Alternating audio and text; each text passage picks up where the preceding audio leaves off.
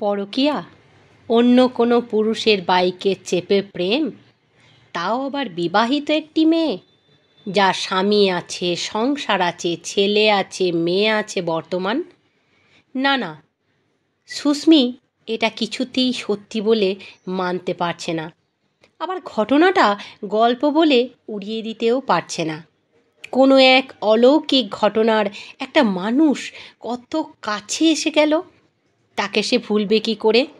আর সেই রাতটাকেই বা সে অস্বীকার করবে কোন মনের জোরে?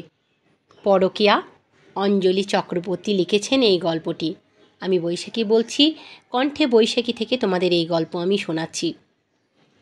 আসলে কি সেটা একটা গল্প ছিল? গল্প তো নয়। এও কি কখনো সম্ভব?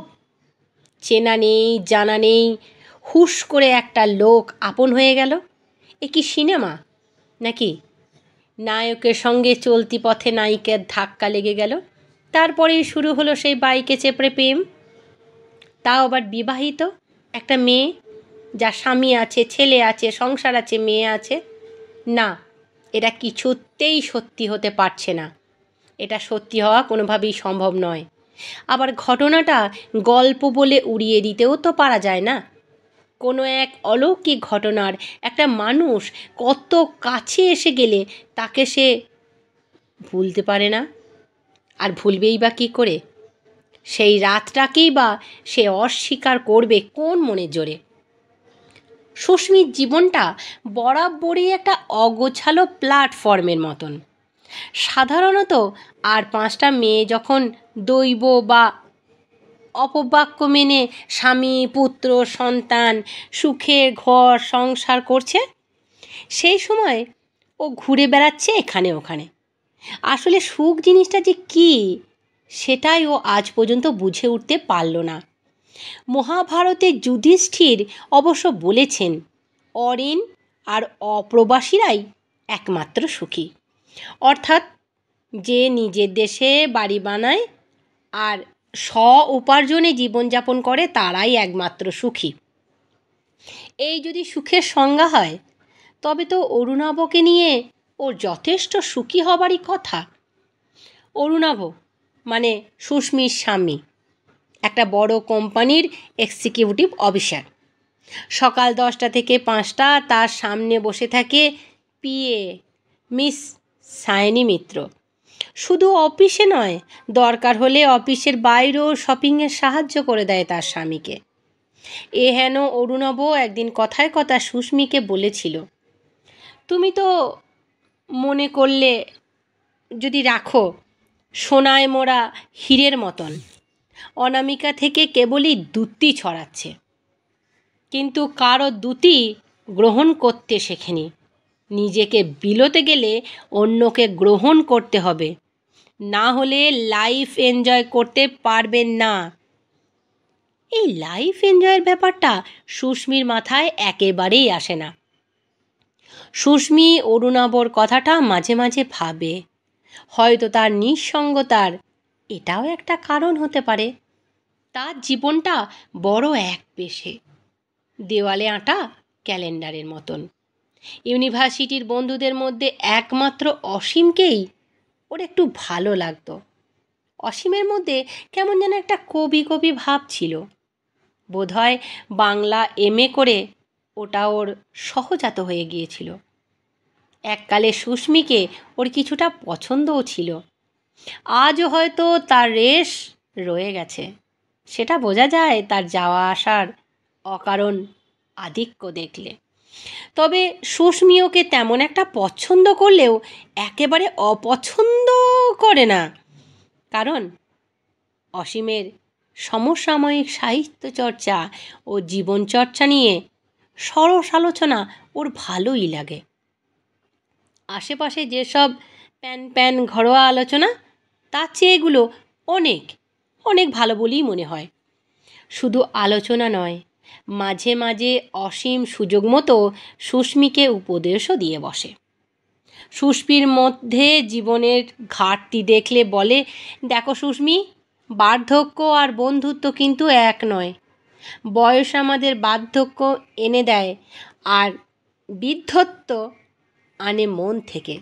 দেখো না, আমার যে লেখালেখি করি, সাহিত্যের মধ্যে যে চরিত্র সৃষ্টি করি, তাদের সজীব করি, সুন্দর করি, এক কথায় যৌবনের দুধ করে তুলতে পারি।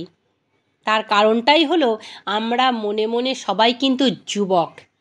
তা যদি না হতো তবে আমাদের শিষ্ট বা চরিত্রই লোমচর্চ বা লোমচর্ম হয়ে লাঠি ধরতো, বুঝলে? অসীমের কথাগুলোর মধ্যে বেশ যুক্তি আছে। কথাগুলো শুনতে খুবই সুন্দর। সুস্মির ইচ্ছা করে এই বয়সেও একবার আয়নার সামনে দাঁড়িয়ে তাকিয়ে তাকিয়ে নিজেকে দেখে। আসলে একটা মানুষ থাকে যাদের চোখে থাকে সর্বনাশের আলো, আর গায়ে থাকে প্রেম প্রেম সুগন্ধি। সুস্মি এই সব লোকগুলোকে খুবই ভয় পায়। মনের ব্যাপারে ও একটা বেশি কারোর ধারে কাছে ঘেঁষে না। সে একটু স্বার্থপর টাইপের মনের দিক থেকে। ওর মতে যে যার মতনই, সে তার মতনই থাকাই ভালো। বেশি ছড়িয়ে ছিটিয়ে কাজ নেই, জীবনটা যাপন করার জন্যই আবশ্যক। তবে তাকে প্রাণপণে আঁকড়ে ধরার কোনো মানে হয় না। বাইরেটা যে কোনোভাবেই চলে গেলেই তো হলো এরকমভাবে, কিন্তু ভেতরটা বেশ একটা গল্প করার জায়গা তো থাকা চাই। জায়গা না থাকলে কি করে হবে? সেখানে থাকে তার স্বনির্বাচিত গল্প করার মতো, আড্ডা দেওয়ার মতো জায়গা, অথবা কোনো পছন্দের ব্যক্তিত্বের সঙ্গে মনে মনে আড্ডা দিতে ওর খুব ভালো লাগে। তাই বাইরের কোনো লোককে সহজে ওর মনে ধরে না। এ হেন সুস্মির কিনা পরকীয়া রোগ, তাও আবার কবি নয়, সাহিত্যিক নয়, এমনকি নিদেন পক্ষে তার মতো সামান্য রিপোর্টারও নয়। একেবারে অচেনা অজানা লোকের প্রেমে ডুবে যাওয়া, না না না, এ কিছুতেই সম্ভব নয়। এভাবে মনকে প্রশ্রয় দেওয়া যায় না। কাগজের জন্য বেশ কিছু ফিচার লেখা বাকি। সম্পাদক তাগাদা দিচ্ছে। মাথায় ব্যান্ডেজ দেখিয়ে বেশ কিছুদিন কাটানো গেছে, কিন্তু এবার তো টাকায় টান পড়বে। তাদের মতো ফ্রিল্যান্স রিপোর্টারদের ভবিষ্যৎ তো ওই কাজের উপরেই নির্ভরশীল। দু একটা ব্যক্তি ইন্টারভিউ নেওয়া আছে, সেগুলো সাজাতে হবে। একটা সাময়িক পত্রের জন্য একটা আর্টিকেল লেখার কথা, সেটাও এখনও শুরু করা হয়নি। ওকে দেখতে আসার ভিড়ে তারপর সেই পাহাড়ি জীবনযাত্রা নিয়ে একটা বড় রকমের লেখায় হাত দিতে হবে। এই লেখাটার কথা ভাবতে বাদই মাথায় ব্যান্ডেজে হাত দিল, আর সঙ্গে সঙ্গে সুস্মি হারিয়ে ফেলল নিজেকে। তার সামনে থেকে উধাও হয়ে গেল সে সময়ের প্রত্যাহিকতা, ঘর সংসার, সব সব কিছু। বাসের মধ্যে বসে আছে সুস্মি। জানলা দিয়ে সরে সরে যাচ্ছে পাথর, গাছ, নদী, কখনো কখনো মেঘ। ওর ইচ্ছে করছিল নেমে একটু ছোঁয়া, কিন্তু সন্ধ্যের মধ্যে নিচে ফিরতে হবে, তাই ড্রাইভার কোথাও দাঁড়াতে রাজি নয়।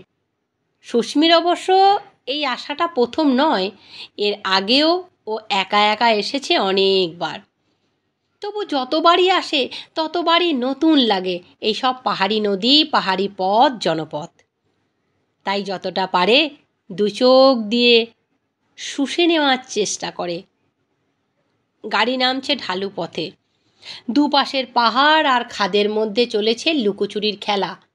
সন্ধে হয়ে আসছে। ড্রাইভার একটু স্পিড তুলে গাড়িতে, তারপরেই প্রচণ্ড একটা শব্দ। গাড়িটা বোধ হয় ধাক্কা খেলো কোথাও। আর সুস্মির কিচ্ছু মনে নেই। যখন জ্ঞান ফিরল তখন আবছা অন্ধকার। ঘরের আলোয় সুস্মি বুঝতে পারল একটা সম্পূর্ণ অচেনা বাড়ির মধ্যে সে শুয়ে আছে। তার মাথাটা যার হাতের মধ্যে ধরা, তিনি সম্পূর্ণ অন্য এক মানুষ। তার চোখে মুখে দারুণ উৎকণ্ঠার ছাপ। জ্ঞান ফিরতে যেন হাতে স্বর্গ পেলেন। কাঁচের গ্লাস থেকে দুধ গরম ঠান্ডা করে ওর গালে চেপে দিয়ে বলল, খেয়ে নাও। মুখের কাছে ধরল পরম স্নেহে। এখন একটু ভালো লাগছে তো?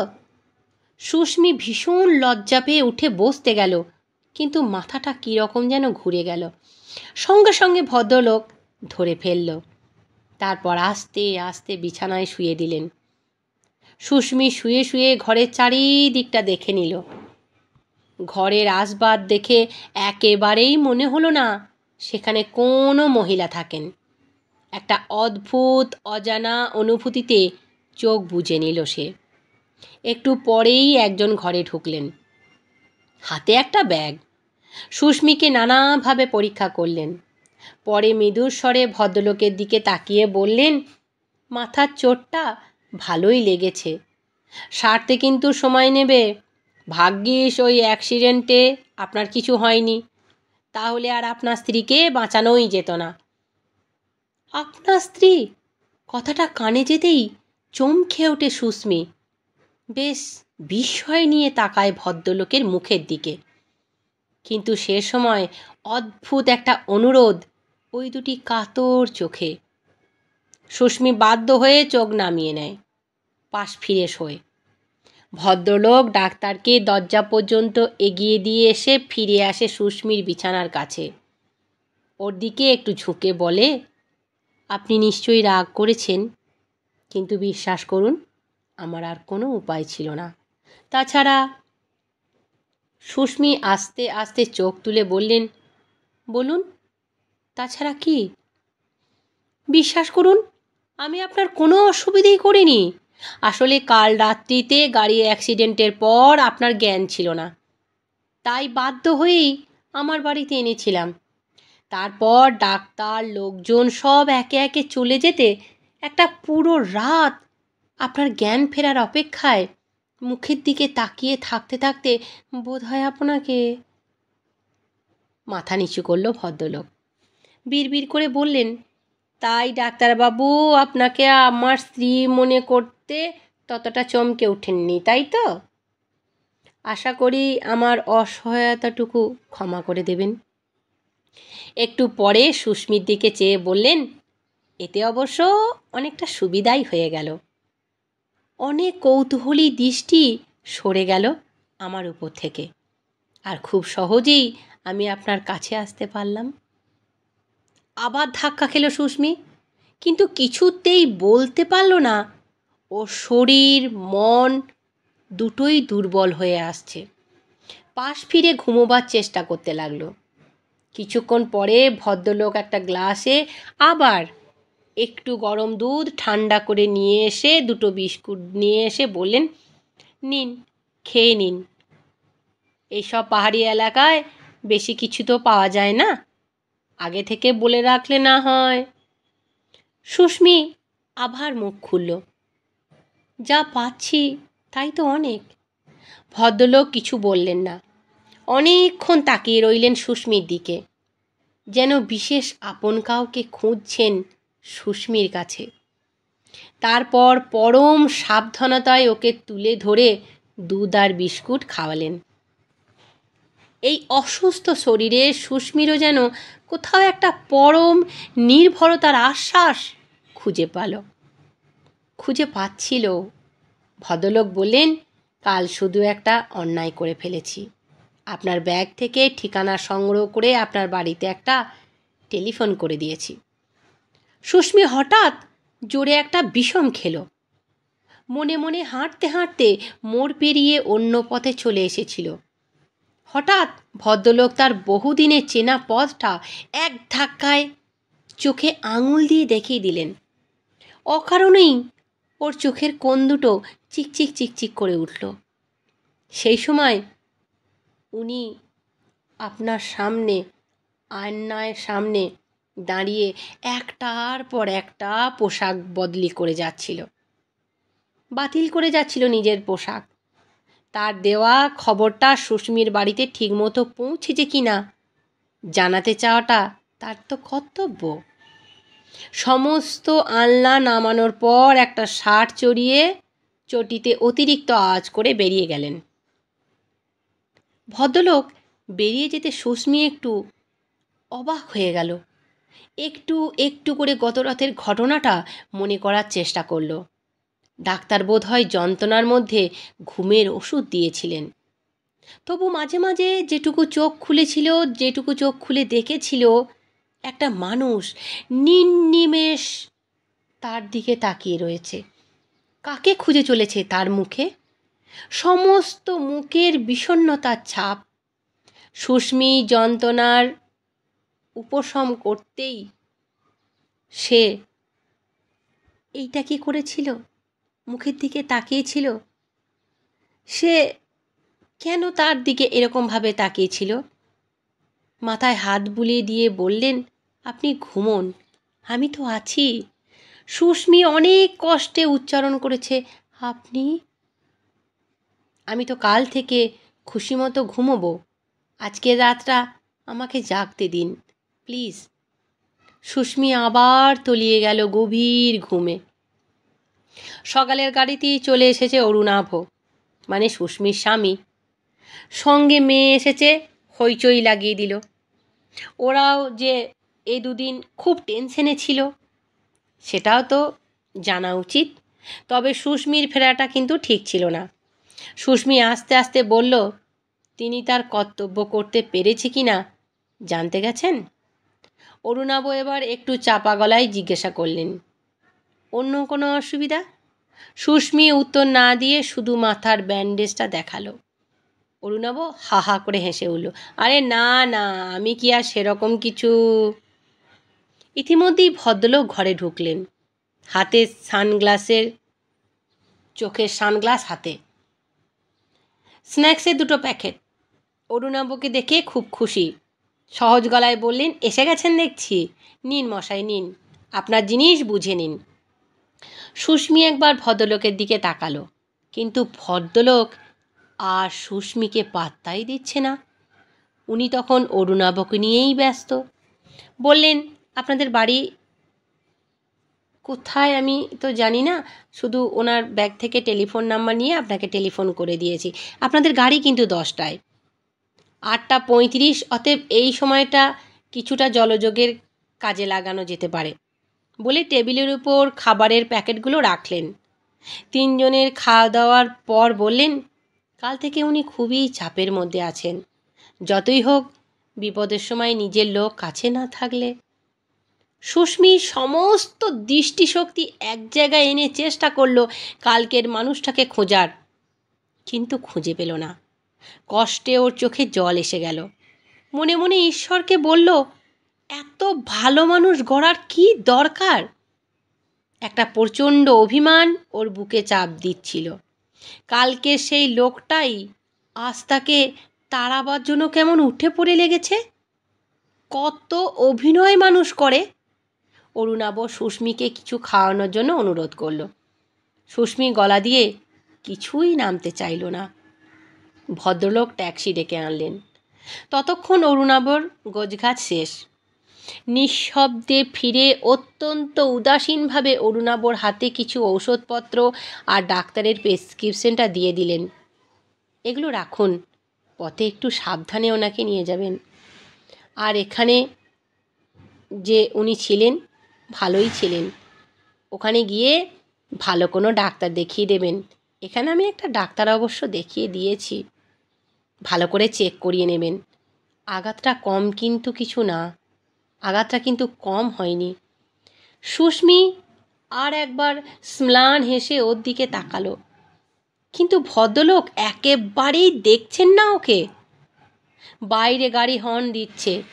অরুণাভ পকেট থেকে কিছু টাকা বের করে ভদ্রলোককে বললেন, আপনার ঋণ আমি কোনোদিনই শোধ করতে পারবো না, তবু বলছি অন্তত ওষুধ আর ডাক্তারের খরচ হিসেবে যদি এইটুকু রাখেন। আবার ভদ্রলোক চট করে একবার দেখে নিলেন সুস্মির দিকে, তারপর অনুরাব 2টো হাত ধরে বললেন, একজন মানুষ হিসেবে একজন মানুষের জন্য আমি খুব সামান্য কিছু করেছি। আপনার কাছে আমার অনুরোধ, সেই পরিচয়টুকু আমাকে রাখতে দিন। অরুণাভ টাকাটা পকেটে ভরে নিল। তারপর সুস্মিকে ও মেয়েকে নিয়ে আস্তে আস্তে ট্যাক্সিতে উঠে বসলেন। ভদ্রলোক অত্যন্ত স্বাভাবিক চোখে দাঁড়িয়ে দাঁড়িয়ে ওদের চলে যাওয়া অপেক্ষা করতে লাগলো।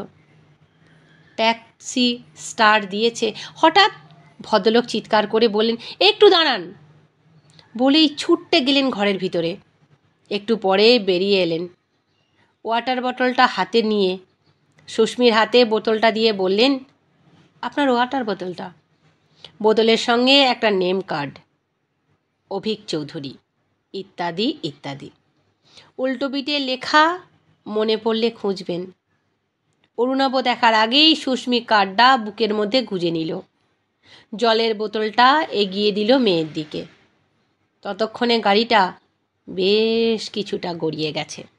আমি বৈশাখী বলছি, কণ্ঠে বৈশাখী থেকে আমি তোমাদের এই গল্প শোনাচ্ছি। তোমাদের গল্প কেমন লাগলো তোমাদের মূল্যবান কমেন্টের মাধ্যমে আমাকে জানিও। তোমরা আমার বন্ধু, তোমরা আমার পরিবার, তোমরা যেভাবে আমাকে কমেন্ট করে উৎসাহ দিচ্ছ, তাতে আমি নতুন নতুন গল্প আরও বানিয়ে যাচ্ছি আর তোমাদের শুনিয়ে যাচ্ছি। ভালো থেকো, সুস্থ থেকো, সঙ্গে থেকো।